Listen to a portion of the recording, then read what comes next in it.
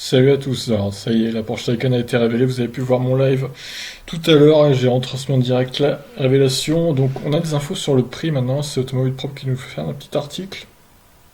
Et il y a une grosse surprise concernant le prix, une mauvaise surprise j'ai envie de dire. Donc la voiture développera jusqu'à 761 chevaux et promet 450 km d'autonomie. Ce qui n'est quand même pas énorme, sachant que sa batterie, et on l'a vu dans le live, de 93 kWh. Donc mauvaise efficience pour le coup. D'ailleurs, ils ont précisé la conso vite fait dans le live. Elle était de 26 kWh et quelques au 100, donc c'est juste énorme quoi. Alors, et tout de même, il faut compter 4,96 m de longueur pour 1,97 m de large. Le poids flirtant avec 2,3 tonnes. Le coffre est double. Avec le classique espace arrière de 388 litres, le capot avant dissimule 80 litres supplémentaires. Donc comme sur la Tesla, sauf que sur la Tesla Model S, il y a beaucoup plus de coffre que ça. Malgré une silhouette très svelte, les batteries sont bel et bien logées dans le plancher. Nous retrouvons la plateforme PPE inaugurée par le Ditron avec un pack lithium-ion de 93,4 kWh. L'autonomie électrique est ainsi communiquée à 450 km WLTP pour la turbo, 412 km maximum pour un turbo S, soit moins qu'un Tesla Model S 590 à 610 km.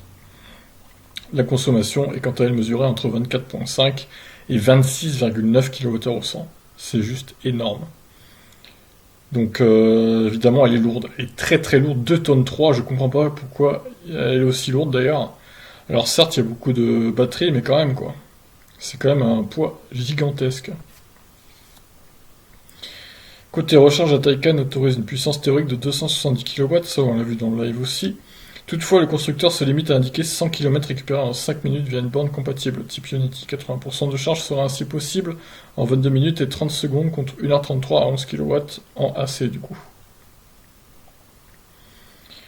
Alors, les deux moteurs électriques produisent 625 chevaux hors boost, 680 si la turbo se contente de 680 chevaux avec l'overboost et launch control pour 850 Nm de couple. La turbo S grimpe quant à elle à 761 chevaux avec un couple de 1050 Nm. Le 0 à 100 en 2 secondes 8. La turbo évoquant à 3,2 secondes le 0 à 100 du coup. Porsche a d'ailleurs répété cette accélération 26 fois de filet, oui ça on l'avait vu. Alors vitesse max 260, on l'a vu aussi du coup. C'est autant, alors niveau chrono 7,42, c'est autant qu'une 911 GT3 de 2006, pas mal. Pas mal, mais pas révolutionnaire je dirais. C'est son poids aussi, je pense, qui lui fait mal. Le 0 à 200 km/h est également honorable, chronométré en 9 secondes 8. Alors, elle a donc une boîte à 2 vitesses pour les autoroutes et les routes rapides, pour consommer un peu moins. Je sais pas si c'est vraiment très efficace, mais bon, bref. Les prix de la Porsche Taycan. Alors, une puissance supérieure à la Panamera, une autonomie proche de Tesla et un traitement intérieur luxe. Quid du prix? Avec surprise, le tarif d'accès de la Porsche Taycan Turbo débute à 155 552 €, avec une version Turbo S à 189 000 €. Ceci sans compter le bonus écologique de 6 000 €. Ah oui, bon, pas sûr que ça change grand chose à ce prix-là, mais bon. Comme ils disent, faisant ainsi un peu dérisoire au vu de la facture finale, c'est clair.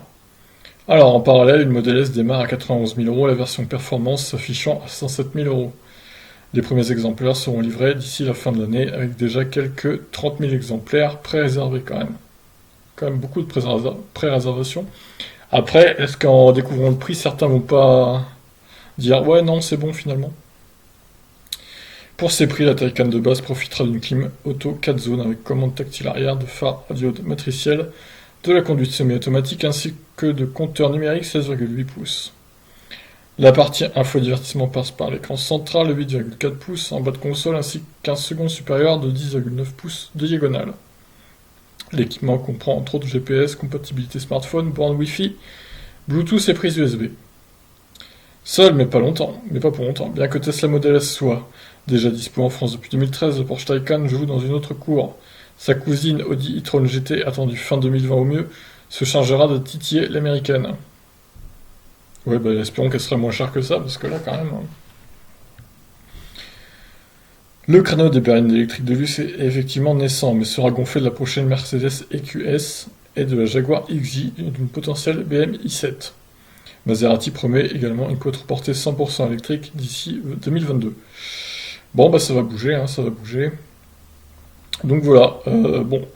On nous avait annoncé, voilà, dans une news précédente, environ 80 000 euros. C'est quasiment 2 fois plus.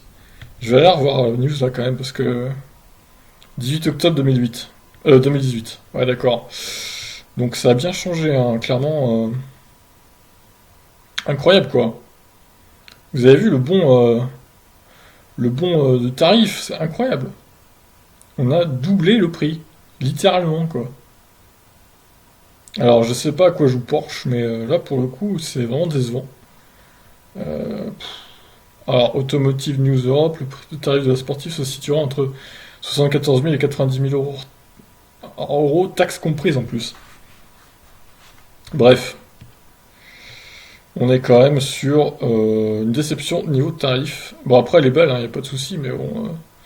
Voilà, le problème pour moi c'est le tarif déjà. La consommation gargantuesque qui est juste indécente.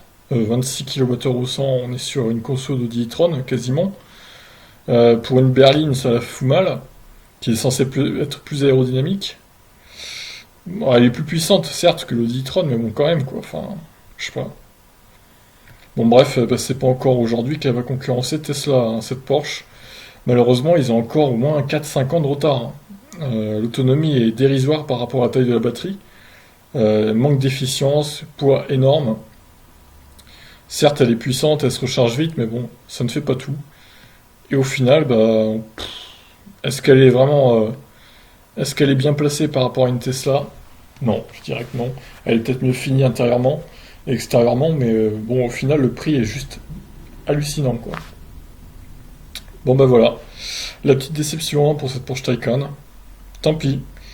Il y en a quand même qui l'achèteront, hein, c'est sûr, les fans de la marque Porsche, du coup. Mais bon, si j'avais les sous, clairement, j'opterais pour une Tesla avec un réseau de superchargeurs bien plus important et tout. Sur ce, je vous laisse. N'hésitez pas à réagir. Ciao